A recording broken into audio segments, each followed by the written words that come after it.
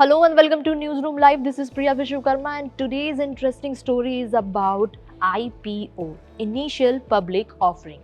Nowadays, IPOs are becoming very popular in India, especially among retail investors.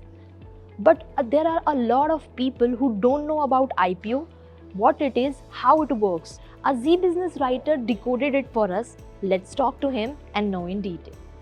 Hi Abhay. Hi. So my first question to you is, what is IPO and why it is becoming so popular nowadays? So, an IPO or initial public offering is a process when company decides to go public and it decides to sell its shares to public for the very first time. आसान भाषा में अगर इसको बताएं तो एक IPO एक process होता है जब कंपनी स्टॉक मार्केट में लिस्ट होना चाहती है और वो चाहती है कि कंपनी कुछ फंड रेज करे पब्लिक से और उसके बदले में वो कंपनी उन लोगों को शेयर्स दे देती है। सो अभय, आपने अभी बताया कि कंपनीज जो है वो स्टॉक मार्केट में अपने आप को लिस्ट कराती है, तो आप हमारे व्यूअर्स को ये बताइए कि आखिर ये प्रोसेस कैसे होता है, क्या है इसका प्रोसेस लिस्टिंग होने का? सो ये काफ़ी डिटेल्ड प्रोसीजर होता है। तो सबसे पहले कंपनी जब ये डिसाइड करती है कि उसको अपने आप को लिस्ट कराना है तो उससे पहले सबसे पहले प्रोसीजर होता है कि वो अपने सारा डॉक्यूमेंटेशन कलेक्ट करती है, अपना सारा डॉक्यूमेंटेशन बनाती है, मर्चेंट बैंकर्स को हायर करती है और वो जितना भी पेपर वर्क होता है वो सेबी के पास सबमिट करती है। जब सेबी उसको अच्छी तरह से रीड करता है, उसको अच्छी तरह से एनालाइज करता है और उसके बाद में अगर कुछ कंपनी के डॉक्यूमेंट्स में खामियां रह गई हैं, कंपनी के डॉक्यूमेंट्स वगैरह इस तरह के होते हैं जिसमें कंपनी अपने बारे में बताती है, अपने डिटेल्स देती है, अपने फाइनेंशियल्स बताती है, की रिस्क भी बताती है कि हमारी कंपनी के साथ फ़िलहाल क्या रिस्क हैं, प्रमोटर कौन कौन से हैं, इस तरह की बहुत सारी जानकारी होती है। सेबी उन सब चीज़ों को स्टडी करता है अच्छे से, उसके बाद कंपनी को गो अहेड देता है या कभी कभार वो वापसी भी कर देता है कि आप दोबारा से अच्छे डिटेल्स के साथ या इम्प्रूव्ड अगर उनको कुछ कमी लगती है तो वो कमियों को दूर करके आप दोबारा से पेपर फाइल कीजिए। तो वो पेपर फाइल दोबारा से होता है। फिर जब एक बार सेबी का अप्रूवल मिल जाता है उसके बाद से रियल स्टोरी शुरू हो जाती है। उसके बाद जब कंपनी RHP फाइल करती है रजिस्ट्रार के पास, देन उसमें बहुत सारे डिटेल्स होते हैं जो मैंने भी आपको बताए और इसके बाद से फिर प्रोसीजर शुरू हो जाता है।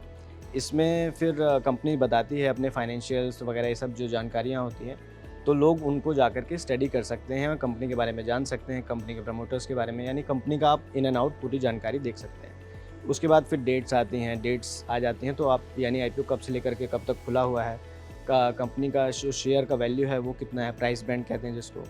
उसके बाद जब एक बार कंपनी का बिडिंग प्रोसेस शुरू हो जाता है तो जो इन्वेस्टर्स हैं उसमें अप्लाई कर सकते हैं और जब ये एक बार एप्लीकेशन का प्रोसेस ख़त्म होता है उसके बाद फिर अलॉटमेंट का प्रोसेस होता है कि जिन लोगों ने अप्लाई किया उन लोगों को शेयर मिलते हैं, कुछ लोगों को नहीं मिलते। जिन लोगों को नहीं मिलते उनके पैसे रिटर्न हो जाते हैं एप्लीकेशन के और जिनको मिल जाते हैं उनके डीमैट अकाउंट में शेयर्स आ जाते हैं। लेकिन आप इन शेयर्स को अभी ट्रेड नहीं कर सकते क्योंकि अभी कंपनी लिस्टेड नहीं है and the final stage is listing. तो जब लिस्टिंग होती है तो फिर ये शेयर्स जो हैं वो ट्रेडेबल हो जाते हैं, तो फिर लोग इन शेयर्स को ट्रेड कर सकते हैं और इसी के साथ ही कंपनी स्टॉक मार्केट में लिस्ट भी हो जाती है। इन्वेस्टर्स को कैसे अप्लाई करना है, इसके बारे में भी आप थोड़ा सा हमें बताइए।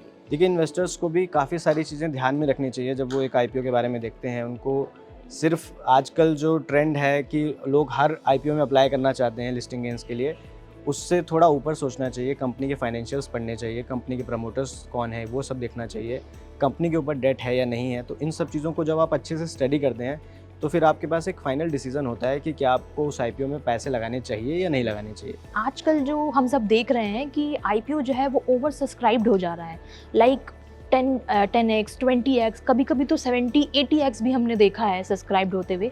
तो ऐसा कोई टिप हो जिससे अलॉटमेंट की चांसेस बढ़ जाए हमारे इन्वेस्टर्स के? सो यस, अलॉटमेंट तो सभी को लगता है कि अगर IPO पॉपुलर है तो अलॉटमेंट मिलना चाहिए, लेकिन अलॉटमेंट का जो मिलता है जिस तरह से लोगों को शेयर उनके डीमैट में क्रेडिट होते हैं उसके लिए वो एक लॉटरी प्रोसेस होता है, वो किसी को भी कभी भी मिल सकता है। तो इसके लिए कोई आप रूल नहीं है। आप ज़्यादातर जो कोशिश कर सकते हैं वो कि आप ज़्यादा लॉट्स लगाएं तो उससे आपके थोड़े से चांसेस बढ़ जाते हैं। दूसरी चीज़ आप ये भी कर सकते हैं कि कई सारी कंपनियां अपनी पेरेंट कंपनी के शेयर पे शेयर होल्डर कोटा का बेनिफिट देती हैं। यानी अभी रिसेंटली कोल इंडिया का अगर आपके पास शेयर होता तो आप BCCL के IPO में शेयर होल्डर कोटा पे भी अप्लाई कर सकते थे। तो कंपनी कुछ चीज़ें जो हैं वो रिजर्व रखती हैं, तो अगर आप उस रिजर्व कैटेगरी से अप्लाई करेंगे तो थोड़े से चांसेस आपके ज़्यादा बढ़ जाते हैं। So this is all about IPO, Initial Public Offering. Hope you like this video. See you next time on Newsroom Live.